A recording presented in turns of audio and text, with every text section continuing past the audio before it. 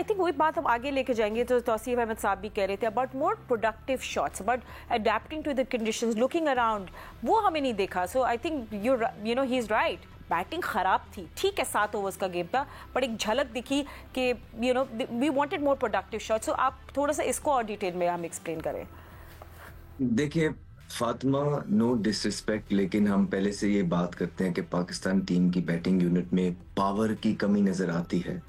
इसमें कोई दो राय नहीं है। अगर आप पाकिस्तानी बल्लेबाजों को दुनियाई बल्लेबाजों की टीम के साथ, जो ऊपर वाली 4 टीमें हैं, उनकी बैटिंग लाइनअप को कंपेयर करेंगे तो पावर की खासी कमी नजर आती है। फिर कल के मैच में हमने देखा, हमने एक बैट्समैन एक्स्ट्रा डाला और स्पिनर खा गए। इतने छोटे मैच में आप बैट्समैन एक्स्ट्रा नहीं डालते हैं, आप अपनी बॉलिंग रिसोर्सेज पूरी करते हैं। आपके पास एक स्पिनर होना चाहिए था, आपने हसीबुल्ला को डाला था। अब देखिए मेरा फातिमा आपसे ये मानना है, देखिए अब हसीबुल्ला ने सारी जो परफॉर्मेंसेज हैं अच्छी जो दी हैं, वो आपको टॉप ऑर्डर पे दी हैं, सही है। अब जिस तरह अब आप उसको, बेहतर तो यही होगा कि आप हसीबुल्ला को अपने नंबर पे खिलाइए जो कि टॉप ऑर्डर में है। और हसीबुल्ला को हमने इस तरह की इनिंग्स खेलते हुए देखा है जिसमें वो बड़ी अटैकिंग इनिंग खेलते हैं, और जब वो खेलते हैं तो बड़े अच्छे स्ट्राइक रेट से स्कोर बनाते हैं। और पाकिस्तान की टीम में अगर किसी चीज की कभी कमी नजर आ रही है तो वो इसी तरह के 1-2 बल्लेबाजों की आ रही है।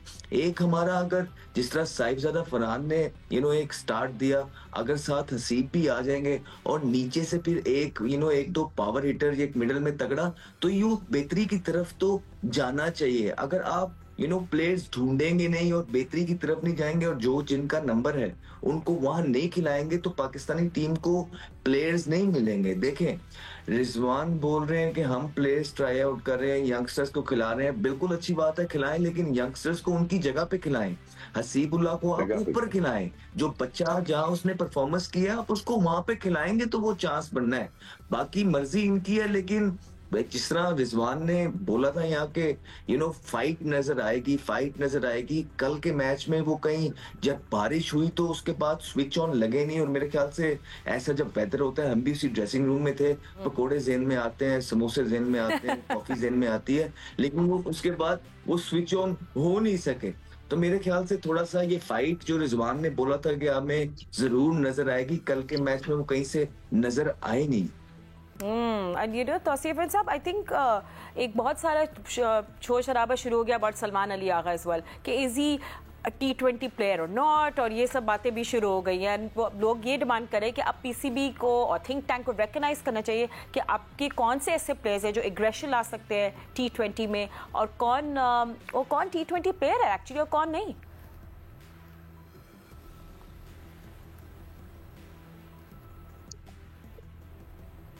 देखिए जो देखा उसमें कुछ यंग हैं जो अंडर 9 जी कंटिन्यू करें। टीम के साथ हमारे साथ है, वो भी उसमें मौजूद हैं। ठीक, जो यंग प्लेयर हमारे साथ गए हैं वो अपनी जगह।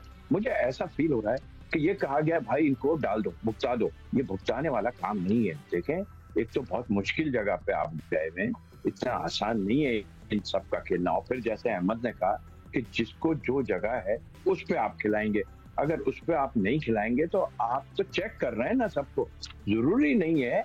और फिर 2 विकेट कीपर भी कप्तान है, वो इसलिए खेलना है उन्होंने। फिर आप हसीब को फिर नहीं रखते, आप उसमें कौन सी बुराई थी, एक स्पिनर डाल देते, मतलब इस तरह कुछ एडजस्ट करते आप कि जिससे कोई बात समझ आती। ऐसा लग रहा है कि आप